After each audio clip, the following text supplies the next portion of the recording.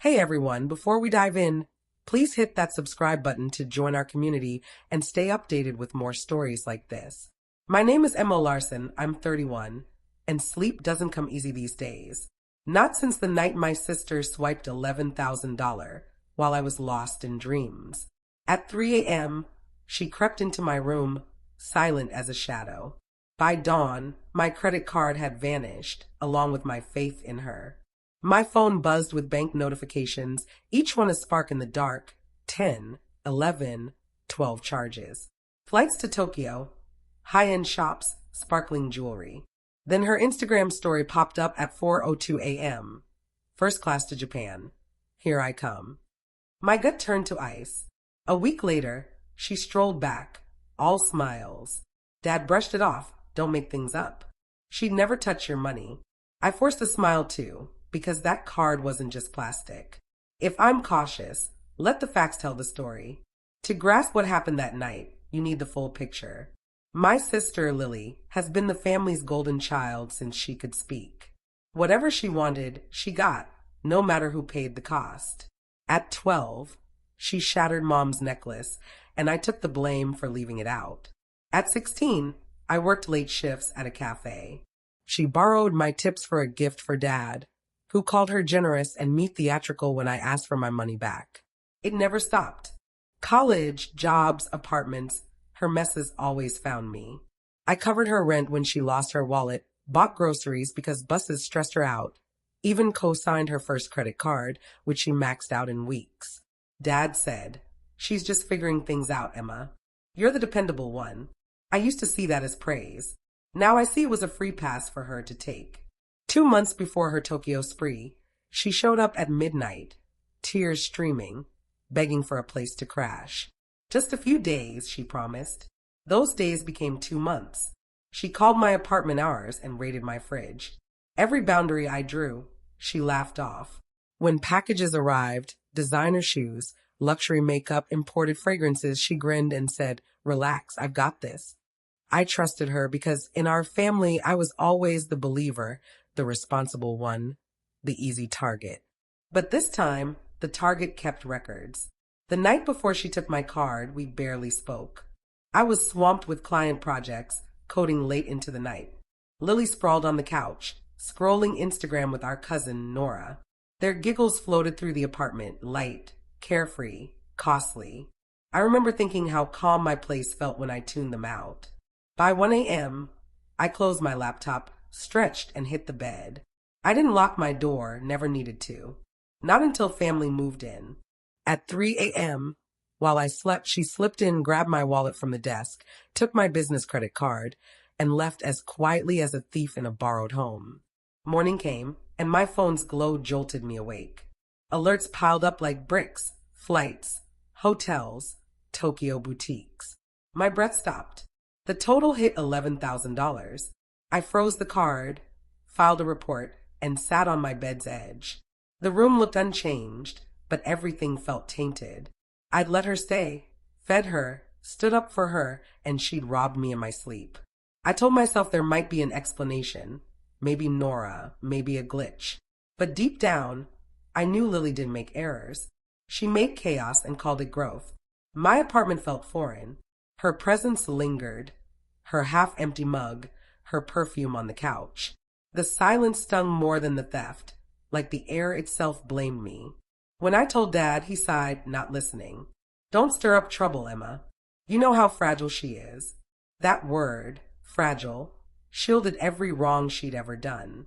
I hung up before I said something permanent.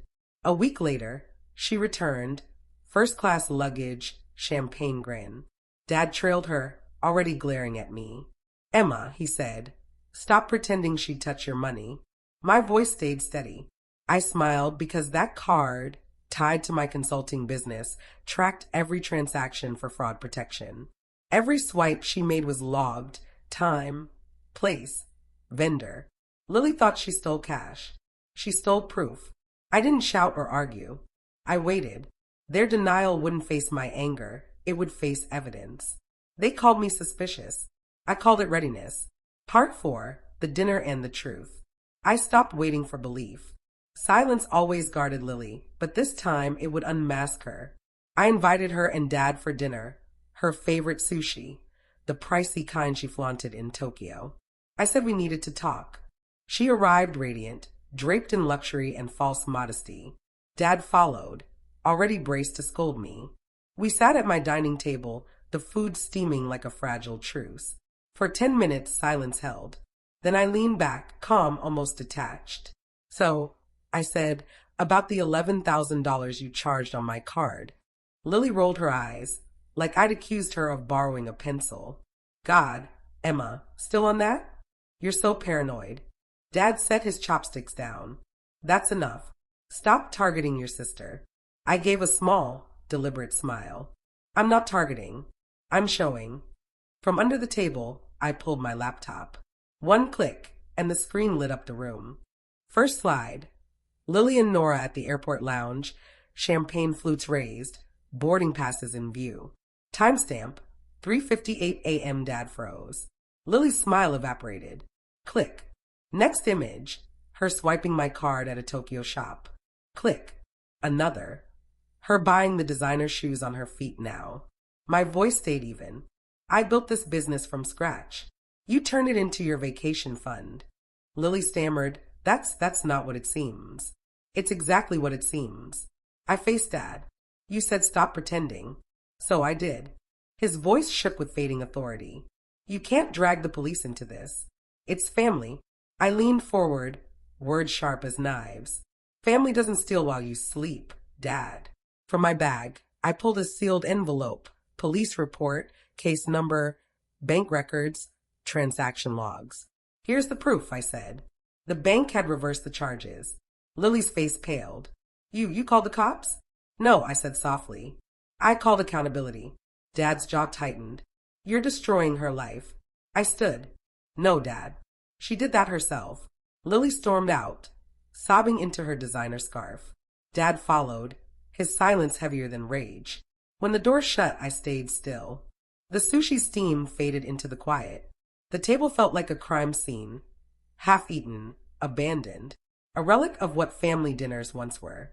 I stacked the plates, hands trembling not from regret, but relief. The air was thick but honest. For the first time in years, my apartment was silent again. This time, the silence meant freedom. They thought silence was surrender. They forgot it can also be strategy. Part 5. The Aftermath and the Rift. For 24 hours, my phone buzzed nonstop. Lily's text came first. You'll regret this. You've always envied me. When that failed, voicemails followed, half tears, half screams. You've turned the family against me. Good, I thought. Let her feel accountability's weight.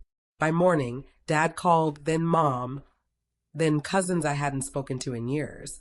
Each message dripped with the same venom. Different voices dropped the charges. She's your sister. Family doesn't air dirty laundry. Funny, they never said that when Lily drained my savings. I ignored them, but silence doesn't quiet the noise. It just traps it in the walls. Silence screams when you're alone. 2 days later, Detective Harris called. The investigation's moving forward. We've contacted your sister. I expected pleas. Instead, nothing. That scared me more. Her silence meant scheming. Sure enough, Nora called next, too chipper. Hey, Emma, she's panicking. If this goes public, she's unemployable. Maybe she should have considered that, I replied. And Nora, delete your Tokyo photo dump before the detective sees it. The line went dead. That afternoon, Mom barged in, no knock, like it was still her house. She's in a motel, humiliated. You've gone too far. I leaned against the counter. Humiliation's not deadly, Mom. It's just consequences shadow. You could have kept this quiet. I did for 31 years. Her face shook. Your father thinks, I cut her off. Dad can explain to the police why he defended a thief. That silenced her. Within a week, the family fractured. Half called me cold. The other half finally saw what I'd always known. Lily's crown was forged from stolen gold. Then came a knock, 3 weeks after the dinner. Lily stood there, in jeans and a hoodie, eyes red, voice faint. They'll drop it if I repay you in 6 months. Just sign. I shook my head. Payments go through my lawyer. No calls, no deals. Her jaw trembled. You're really done with me, aren't you? I met her gaze, steady, final. I was done the moment you took that card. She left without a word. Her silence didn't wound me this time. It healed. They mistook my distance for cruelty, but it was the only language they ever heard. Part 6. Peace, Accountability, and Freedom. 6 months have passed since that dinner table showdown. 6 months since I stopped apologizing for guarding myself. The investigation closed quietly. Lily repaid the money. Slowly, painfully, publicly. Dad hasn't met my eyes since. Mom sends guilt wrapped in concern. I don't answer anymore. My apartment feels different, not hollow, just mine. Every sound belongs. The silence no longer judges, it soothes. I still work late, but not to fix someone else's wreckage. I work to build what's mine. My business has doubled, and so has my peace. Sometimes I scroll through the photos, receipts, screenshots, the proof. Not from anger, but gratitude. Each data point marks the moment I chose myself. Last week, Lily sent a brief message, no excuses. I'm sorry. I didn't reply. Forgiveness doesn't need a stage. I've learned what they never taught me. Peace isn't owed. It's earned one no at a time. I used to think cutting family was failure. Now I know it's freedom. The girl who once paid their debts now guards her own boundaries. And she sleeps through the night. Some mornings I wake before dawn, brew coffee, and watch the city glow gold. For the first time in years, the world feels quiet, safe, mine. Forgiveness isn't a free pass, and silence isn't weakness, it's healing. Have you ever had to fight for your peace? If you've been called selfish for choosing yourself, you're not alone. Choosing yourself isn't betrayal.